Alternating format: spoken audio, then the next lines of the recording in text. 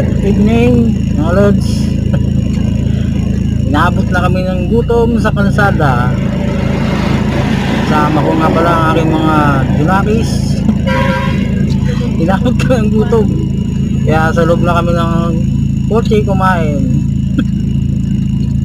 Gala pa, gala. Yan. Dito nga pala kami inaabot ng gutom sa may Taytay Rizal. Buti nakabili kami ng pagkain sa Marikina. Sabi ko baon na tayo, nakabuti yung gutom sa kalsada. At may balak pa kayong pumunta ng Angono, doon sa overlooking sa Angono. Eh, sabi ko kain muna tayo para pumunta. Plastic ito. Diyan sila sa likod. Siomai with Java rice.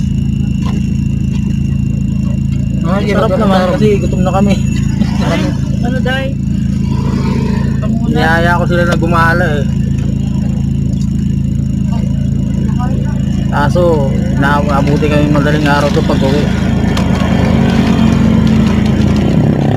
Kung trip na muna eh, si bunso ko nasa likod eh.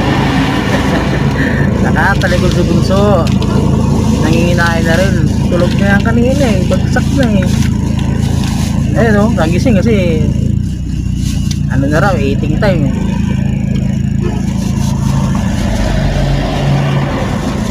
Hindi yung makain hindi yun.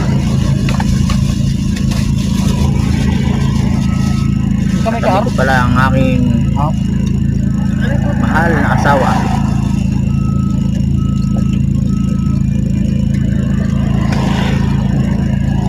Natakot din magutom, baka pumayat. Kasi bunso oh, mulobo pa yung pisngi oh. Bunso eh. Ayun oh, huli! Inday, lumalamo. Huli si JJ. Huli! Baka pumayat. naman. Maganda kong masawa. Huli, si Pogi. Hindi, yan, mga batang Rizal. Yung isa, Manila Boy, bunso. Yung dalawa na yan, mga batang Rizal yan. Nasa dito, Rizal, pinanganak yung mga yan.